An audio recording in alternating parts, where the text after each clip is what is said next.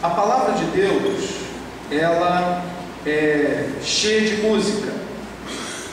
No livro de Salmos, os irmãos encontram diversas orações cantadas, né? Desde o início até o fim da Bíblia tem cântico. Se os irmãos olharem, por exemplo, em Êxodo 15, o cântico de Moisés, tornou-se o cântico do povo de Israel, é um cântico que antecipa o cântico do Cordeiro, que é cantado lá em Apocalipse também, capítulo 15. Então, ambos os cânticos são cânticos de libertação. O povo de Deus, quando se une para cantar, está falando das coisas de Deus, está anunciando a libertação. No nosso caso em especial, os cristãos anunciam a libertação do pecado, a vitória de Jesus sobre a morte, sobre o pecado e o senhorio de Cristo sobre a nossa vida. Então, quando cantamos, celebramos tudo isso. A palavra de Deus no Evangelho de Lucas já inicia com vários cânticos: o cântico de Maria, o cântico de Zacarias, o cântico de Simeão. E para resumir todos esses cânticos, todos eles falam das bênçãos do Senhor. Maria vira para Deus em oração e canta: minha alma magnifica o Senhor. Tanto que em outras tradições cristãs, as tradições mais antigas, o cristianismo antigo, usou esses cânticos, o cântico de Maria, o Magnificat, como parte integrante de diversos momentos da sua liturgia. Assim também o cântico de Zacarias, o cântico de Simeão. Irmãos, a palavra de Deus é cheia de louvor, cheia de adoração. E aí eu quero que o irmão, a irmã, preste atenção agora no que aconteceu aqui. Se a palavra de Deus, quando precisa, os personagens citados aqui na palavra de Deus, quando precisam externar, expressar toda a sua alegria, toda a sua gratidão e às vezes as suas tristezas e sofrimentos também, mas entregando tudo isso a Deus, fazem isso na forma de cântico. E os cristãos antigos do primeiro século reconheciam que o canto cristão tinha um poder especial. Não é uma música como outra qualquer que a gente canta: eu estou alegrezinho, vou cantar essa música, eu estou um pouco triste, chateado, vou cantar essa outra. Não, o canto cristão, o louvor a Deus, tem um efeito espiritual. Eles reconheciam pelo menos 3 funções. Até o mundo canta isso por aí. Em primeiro lugar, quem canta seus males espanta, mas quando o povo de Deus canta ao Senhor, afasta de si todo mal. Quando o povo de Deus canta em louvor, também expressa todas as suas mazelas, seus sofrimentos, suas dificuldades, para que elas sejam tratadas por Deus. Então, de certa maneira, expurga, purifica-se. E, por fim, os pais da igreja, os primeiros teólogos da igreja, reconheciam que o canto cristão, o louvor a Deus, tinha o poder de invocar a presença do nosso Deus de uma maneira toda especial. Então, preste bem atenção, porque nesse lugar o Senhor está. Não habita o mal aqui. E nós, diante de Deus, colocamos todas as nossas dificuldades, todos os nossos sofrimentos, todo e qualquer empecilho que tem te travado, tem sido um peso no seu coração, na sua vida, que tem te tornado mais lento para louvar, para se santificar, estar diante de Deus de maneira digna, não pode estar aqui nesse lugar agora, porque nós louvamos ao Senhor. Amém? Amém. Irmãos, o que aconteceu aqui foi algo muito bonito desde a manhã, mas hoje à noite, de maneira especial, veio um rock and roll. A guitarra apareceu ali de maneira ainda mais brilhante, um cântico ainda mais animado, ou melhor, uma música, mais animada. Eu reconheci, eu não sei qual é a música, eu reconheci que alguns irmãos pareciam que estavam cantando, então acho que é um cântico, com um arranjo adaptado para instrumentos. E os irmãos ficaram animados, estavam participando, alguns lembravam da letra e estavam lá cantando juntos, mas todos seguindo um maestro. Não era cada um tocando e cantando o que queria, todos seguindo um maestro. Irmãos, para vencermos o desafio de ser igreja, mas agora meditando especificamente sobre a família. Para vencer o desafio de ser igreja como família, precisamos seguir um só maestro, o Senhor Jesus Cristo. Então eu faço essa introdução usando dessa metáfora musical para que os irmãos estejam atentos a toda a função do maestro, do mestre, Jesus Cristo na nossa vida. Preste bem atenção, assim como o maestro dá o tom, assim como o maestro dá a condução, assim como o maestro faz todas as dinâmicas, sons mais fortes, mais suaves, piano, som mais rápido, mais lento. Temos que seguir o maestro, assim todas as instruções que o Senhor Jesus nos dá devem ser seguidas. O Senhor Jesus falou de maneira especial para nós nos evangelhos, mas continua falando em toda a palavra, porque o Senhor Jesus é o Logos divino, a palavra de Deus. Então, continuando a nossa meditação, eu queria que os irmãos se lembrassem do que vimos um pouco pela manhã, no início do capítulo 4 de Efésios. Abra sua Bíblia aí, capítulo 4 de Efésios.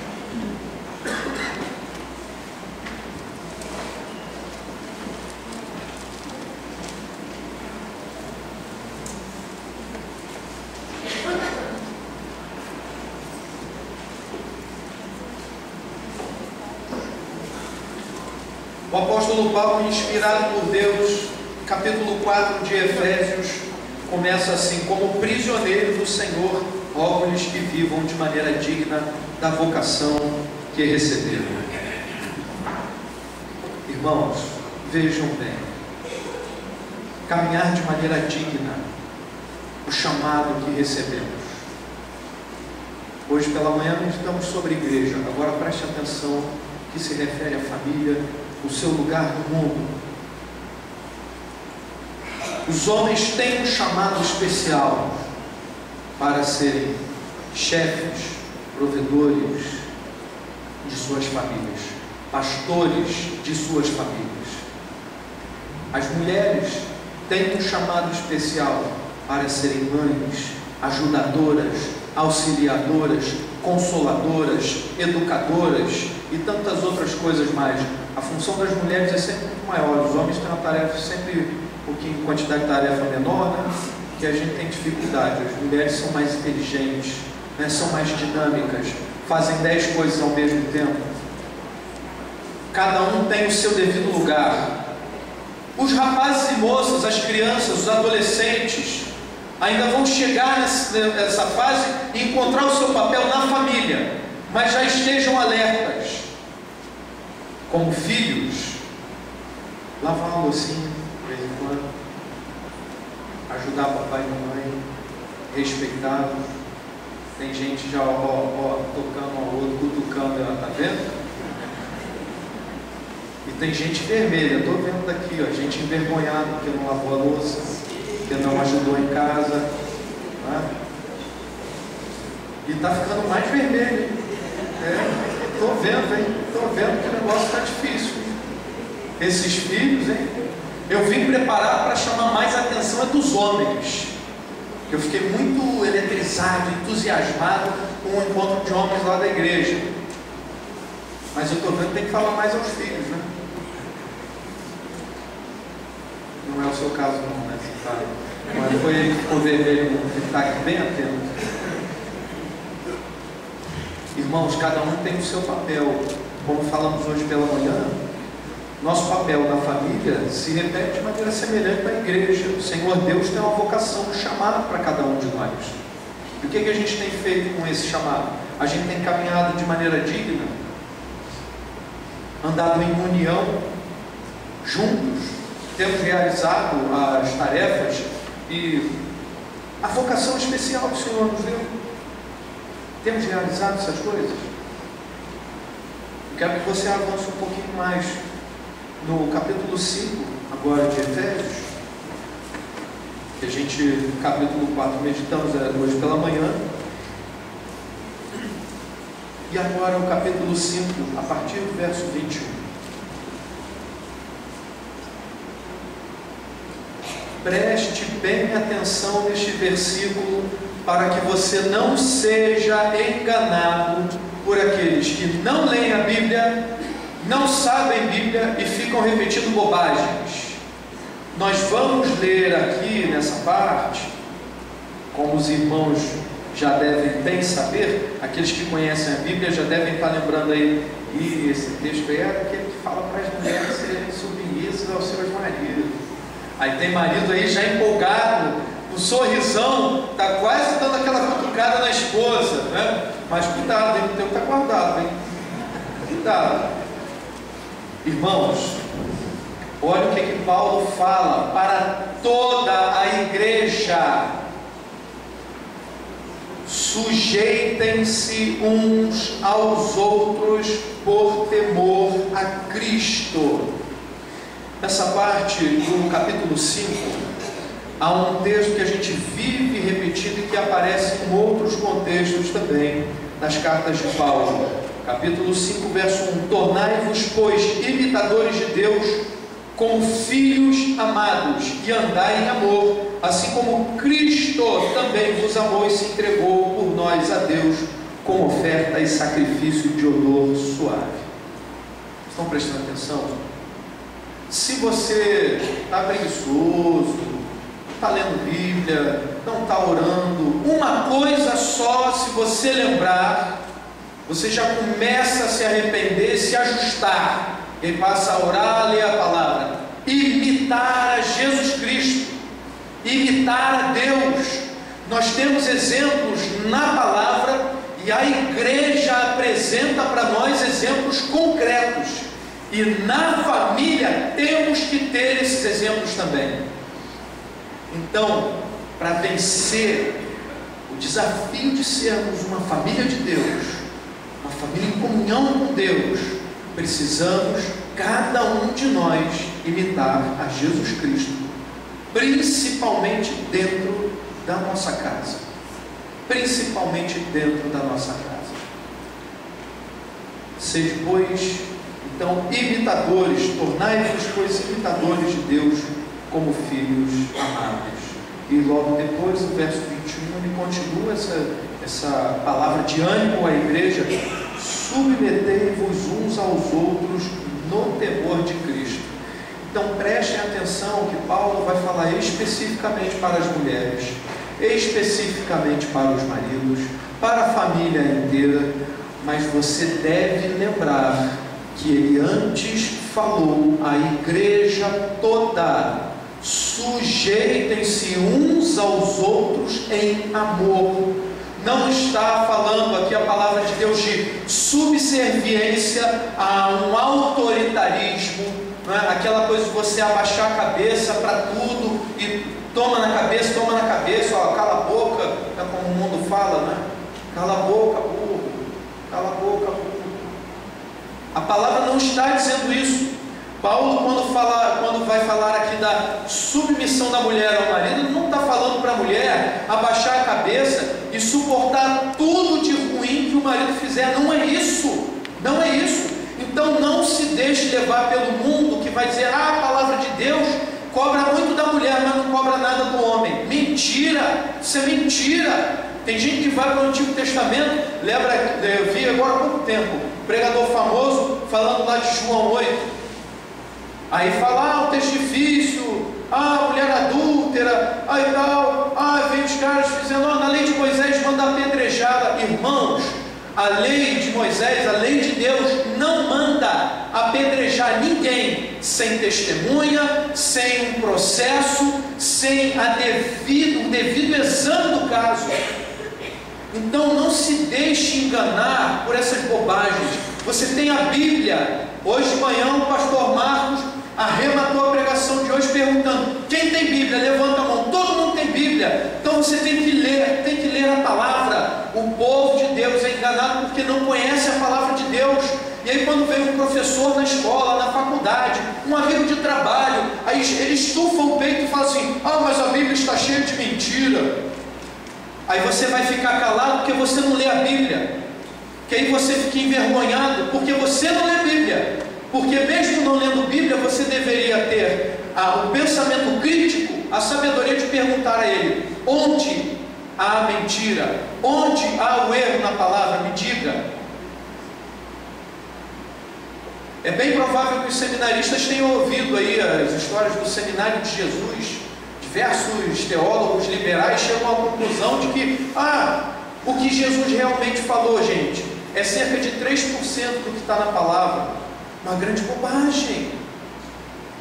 Teoria da fonte Kelly. Onde está esse texto? Não tem. E algum desses pregadores, teólogos, eles têm o texto original, assinado por Jesus, com firma reconhecida, Jesus, Filho de Deus, cartório divino, número tal, tem esse reconhecimento, tem um texto original para compará-lo e dizer, então isso tudo são hipóteses, só que a gente, por timidez espiritual, por não conhecer a palavra, por não ter um joelho calejado de oração, por não buscar Jesus, a Deus, diariamente, a gente ouve essas coisas e simplesmente fica quietinho. Um professor falou, um teólogo, um pregador. Irmãos, devemos ser sábios na condução da nossa própria vida e na condução da nossa família. E essas coisas são importantes de serem ditas, até que você pense, poxa, mas o que tem a ver doutrina, teologia? Essas coisas determinarão o nosso comportamento dentro e fora de casa. Então, se você não ora, se você não lê a palavra, se você não conhece essas coisas, você vai achar de verdade que a Bíblia está falando mal da mulher, que a Bíblia está falando que a mulher tem que viver na coleira do marido. Isso é mentira, isso é mentira. E até em específico o texto de adultério que a gente estava falando aqui de João 8, quando Jesus dá aquela resposta triunfal, que atire a primeira pedra quem estiver sem pecados. Jesus aplicou a lei do Senhor ali, e num outro momento oportuno a gente explica isso com mais detalhes, mas pode ter certeza, se a tua Bíbliazinha ela tem aquelas referências na lateral, você pode olhar aqueles númerozinhos miudinhos, você vai ver lá em João 8, você vai perceber que ao lado do texto, lá da narrativa do texto da mulher adulta, você vai perceber que tem uns textinhos no Antigo Testamento, Deuteronômio, Levítico, Deuteronômio 19, Levítico 19, 16, 18, você vai perceber que tem a referência, você vai lá e lê, não seja preguiçoso, e aí você vai perceber o quanto que a lei do Senhor exigia para que, ao tratar da vida humana, na aplicação da pena capital, tivesse todo o cuidado. Então não acredite no que o mundo diz. Se você não vai acreditar no que o mundo diz, tem que acreditar na palavra. E a palavra também nos dá um parâmetro a respeito da família, a respeito da vida que a gente tem que viver diante de Deus como família. O texto continua: mulheres, sujeitem-se a seus maridos como ao Senhor. Não fica animado não, hein? Não fica animado. Os maridos já ficam, pois o marido é o cabeça da mulher, como também Cristo é o cabeça da igreja, que é o seu corpo, do qual ele é o Salvador. Então presta bem atenção, você mulher, receba essa palavra com todo o amor. Quando Paulo, inspirado por Deus, diz isso a nós, repetido aqui em pleno século 21, de maneira nenhuma ele está dizendo que o seu marido vai tratar você ali, na coleira, você vai estar submissa a ele e calar a boca para tudo que ele disser. Não, senhora, não, senhora, não, senhora, não é isso que ele está dizendo. E olha, as mulheres, é muito interessante, vocês vão perceber que quando Paulo fala às mulheres, ele gasta, ou melhor, quando vai falar aos homens, ele fala mais do que o dobro do que fala para as mulheres. As mulheres entendem assim muito rapidamente: mulheres, sujeitem-se a seus maridos como ao Senhor. Olha a responsabilidade que o marido tem, pois o marido é o cabeça da mulher, como também Cristo é o cabeça da igreja, que é o seu corpo, do qual ele é o Salvador. O que Cristo fez por nós, irmãos? Oi! Irmãos, o que Cristo fez por nós na cruz? Mas, ele morreu e depois aconteceu o quê? Então ele se entregou por nós, entregou a própria vida dele. O que diz João 3,16? Porque Deus amou o mundo de tal maneira que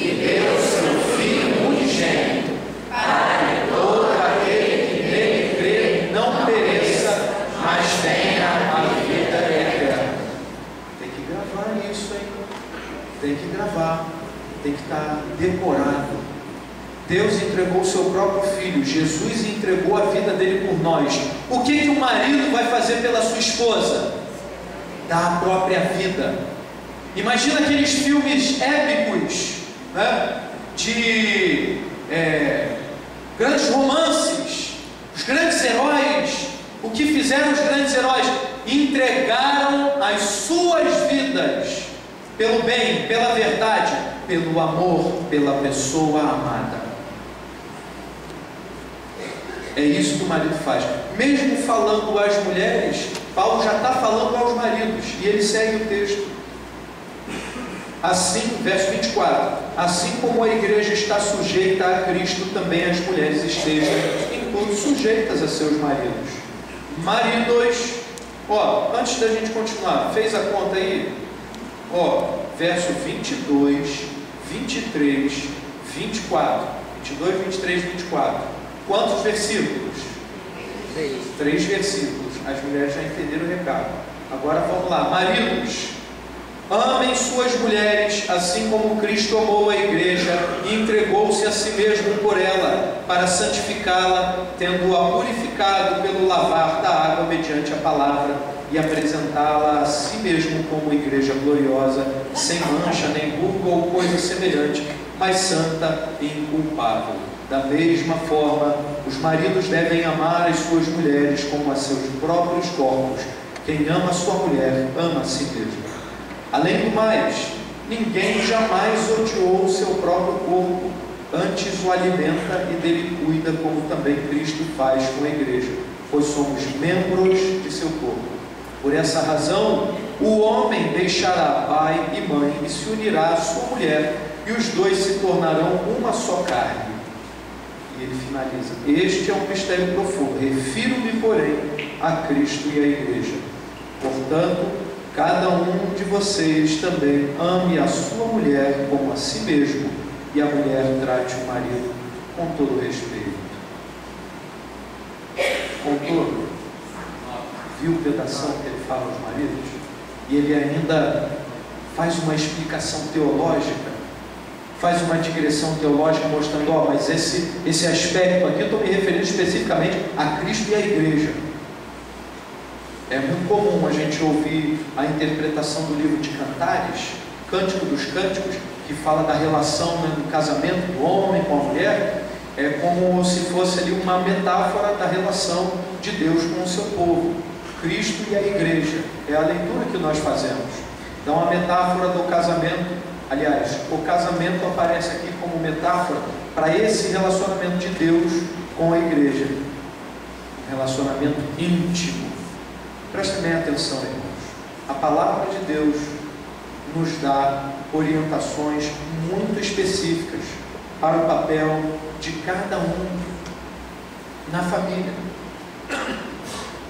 As mulheres, se nós formos para o livro de Provérbios, sabemos ainda de outras qualificações das mulheres. Não quer dizer que hoje, em pleno século XXI, as mulheres não possam exercer outras funções a não ser a de mãe. Não. Mas, curiosamente, diante de todas as mudanças que temos vivido, os países nórdicos, se não me falha a memória, na Dinamarca, eles fizeram uma pesquisa, porque causou muita curiosidade a eles o fato de terem se tornado, depois de terem se tornado uma sociedade tão liberal, as mulheres e os homens continuarem a procurar as mesmas áreas de interesse e trabalho. Os homens procurando áreas relacionadas mais às ciências exatas, à construção, coisas assim relacionadas à mecânica e assim por diante. E as mulheres buscando carreiras na área de comunicação, cuidado social, saúde, mesmo numa sociedade altamente secularizada. A conclusão que alguns chegam é que há de fato um fundamento natural para os interesses e as características de cada gênero. Isso já era óbvio para nós, mas a palavra de Deus ainda nos diz que não há apenas um fundamento natural, mas espiritual. O Senhor Deus determinou para cada um de nós um papel específico para que as coisas funcionem bem. Os homens têm essa responsabilidade de amarem as suas esposas, cuidarem delas. Na hora que tiver que carregar aí um teclado, a bateria, é o homem que tem que carregar. Tem que carregar todas as cadeiras. O homem vai fazer isso. Essa história do politicamente correto e alguns equívocos, não digo tudo, mas alguns equívocos do pensamento feminista têm produzido horrores no nosso meio. Na quinta-feira passada, eu trabalho no Rio, estava no metrô, o metrô cheio, eu já estava em pé, entrou, eu fiquei espantado com aquilo, entrou uma moça, não chegava a ser uma senhora não, entrou uma moça com uma criança de colo, um bebezinho, não devia ter nem 1 ano, muito pequenininho, e ela foi chegando para o meu lado, onde eu estava, para segurar. Eu falei, não é possível, não é possível.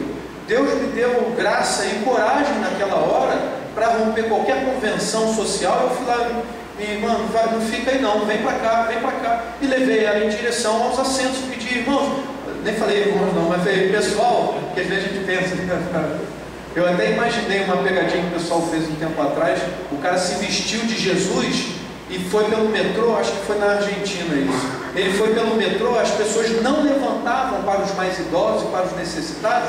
Aí ele, de vestido de Jesus, ele vinha para assim, olha só, vou fazer um milagre, está aqui a pessoa necessitada, precisando sentar, vamos lá, levanta. Aí a pessoa tão constrangida, se levantava e dava lugar.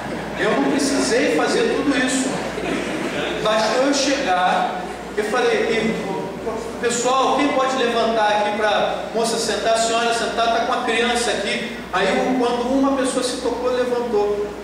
No metrô, são poucos, mas tem lugares reservados para isso.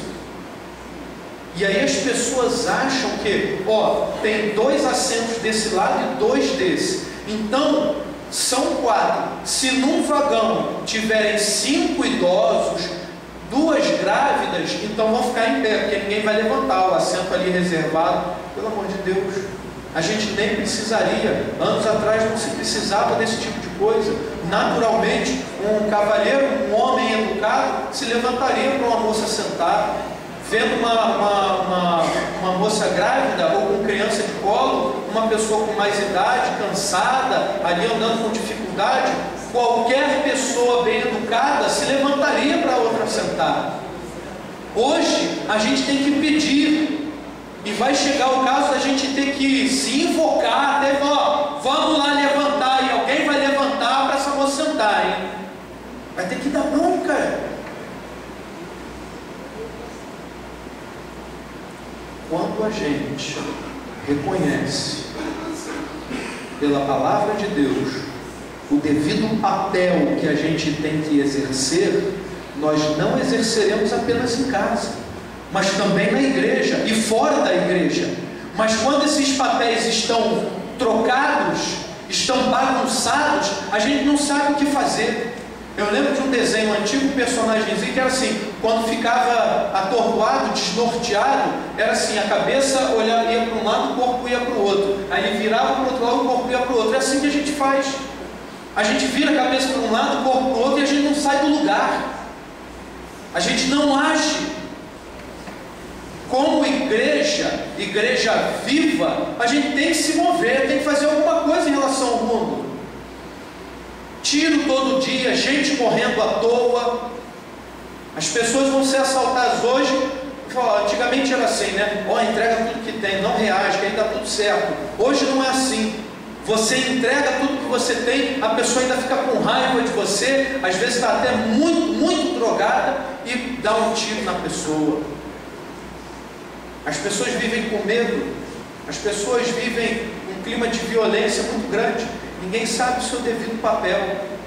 Os filhos hoje, aqui em Efésios 6, nós lemos, ele exorta também os filhos: filhos, obedeçam a seus pais no Senhor, pois isso é justo.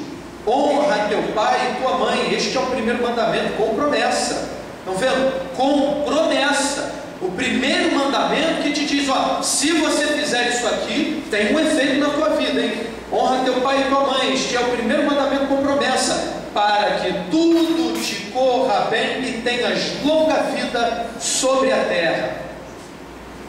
Ele continua, vai falar para os pais. Os filhos também não fiquem irritados, não. O pessoal fala, a palavra de a Bíblia só fala dos filhos. Puxa o olho dos filhos, mas e os pais?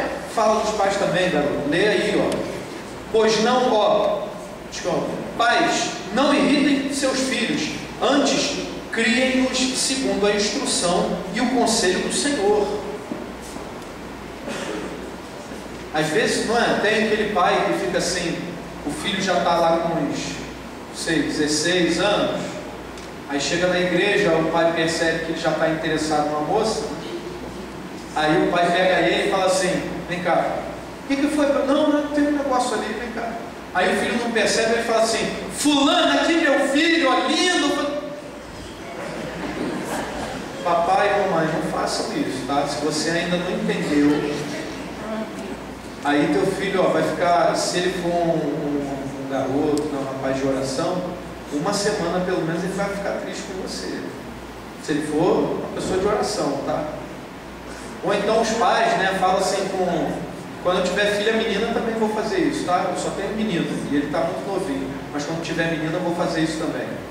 Minha filha, não vai casar não, hein? Vai ficar aí, ó, quando você fizer terminar aí o mestrado, doutorado, aí que você vai casar, vai ficar naquela coisa. Aí depois, quando já fica perturbando, aí você já fala assim, minha filha não vai casar não? Eu ouvi um pastor outro dia falar assim, meus filhos já casaram e tal, só minha filha, tadinha, tá meio encalhada ainda. Bora aí, olha, a moça é bonita, tá? Não é uma moça feia não, né? Não está encalhada, ela está assim, buscando a santidade do Senhor, porque quer. Porque não é feio, bonito, inteligente, bom partido. Se alguém estiver solteiro aí, depois eu dou o Facebook dela. Então, irmãos, ó, eu acho que tem gente já, fulano, aí ó, é para você, hein? Fala Deus, fala Deus. Olha, se os irmãos já estão dizendo para você, ó, tá na hora de arrumar uma namorada, porque deve ser sério, hein? Tá? Mas resta saber, você está orando? Eu acho que é alguém desse canto aqui, gente, tá? Está orando? Já orou? Já orou? Já orou? Tem que botar o joelho no chão e pedir mesmo a Deus, tá? E se papai e mamãe fizer você pagar mico, ora também por eles, pai, Deus, me dá misericórdia, paciência com meus pais, e fala, papai e mamãe, por favor, não me façam pagar esse mico. Irmãos, vejam que a palavra nos dá uma orientação quanto ao papel das mulheres, ao papel dos maridos, ao papel dos filhos, ao papel dos pais na criação dos seus filhos. Então nós temos na palavra de Deus orientações claras, orientações muito seguras, para que a nossa vida seja uma alegria, para que a nossa família viva esse clima de constante louvor, adoração ao Senhor, como a gente vive na igreja. Tá certo que você pode até pensar na igreja é mais fácil, porque a gente encontra o pessoal uma vez por semana, só um pouquinho de tempo. E é mesmo, né? Porque a gente acha assim, que todo mundo é lindo, maravilhoso, todo mundo é perfeito, mas não é não. Não é não. Nos bastidores de toda e qualquer igreja, os irmãos que estão convivendo muito próximos sabem que é difícil, às vezes, você suportar um irmão ou outro. Eu imagino que o maestro adore, ame todos aqui os instrumentistas, mas eu tenho certeza que às vezes há um que insiste numa desafinação, comete sempre aquele mesmo erro. Eu fui um aluno desse. De novo, não aponta não, gente, que coisa feia. Já tem gente apontando, não faça isso não. Meus irmãos queridos, todos nós temos dificuldades na hora de tocar a nossa vida como pai, como marido, como homem, como esposa, como filhos, como servos de Deus. Todos nós, em algum momento ou outro, vamos escorregar nas notas, nós vamos desafinar. Não é fácil, não é fácil. É como o violino, né, os instrumentos de corda friccionada, tem que tocar afinando a cada nota. O ouvido tem que estar atento à posição do dedo. Se mudar um pouquinho o ângulo, já desafinou a nota. Se o arco for mais pressão, o som já vai ser um pouco mais metálico, vai travar. É preciso essa filigrana, essa atenção aos detalhes. Então você tem que estar atento ao que a palavra de Deus lhe diz, aos detalhes da sua vocação, como pai, como filho, como marido, como esposa, como filha, para que o desafio de ser igreja, o desafio de ser família de Deus, seja vencido, para que você compreenda que, na verdade, em Cristo Jesus, este desafio já está vencido. Jesus nos deu a vitória pelo seu sacrifício na cruz. O que resta a nós fazer? Muito simples, muito simples. Toca a música que o Senhor Deus te deu. Toca a partitura que o Senhor Deus te deu. Toca a vocação que o Senhor Deus deu à sua vida. Siga o Maestro, siga as mãos do Maestro, siga as indicações dele. Não tire os olhos do Maestro, porque ao olhar para Cristo, você o seguirá e vai poder tocar a sua vida como o nosso Mestre quer, agradando Ele em tudo. E tenha certeza, a vida da nossa família, da sua família, da família de Deus, vai ser um grande espetáculo. E as pessoas vão desejar participar desse coral divino. Elas vão ouvir a canção da nossa vida, cantada pelas nossas famílias, cantadas pela igreja, e elas vão desejar participar desse grande coral, dessa grande orquestra, que é viver a família de Deus. Então, em Cristo, sendo mais do que vencedores, irmãos, tenha certeza que já vencemos o desafio de ser família. Vamos seguir o nosso Maestro, o nosso Mestre, Senhor Jesus Cristo. Amém? Amém.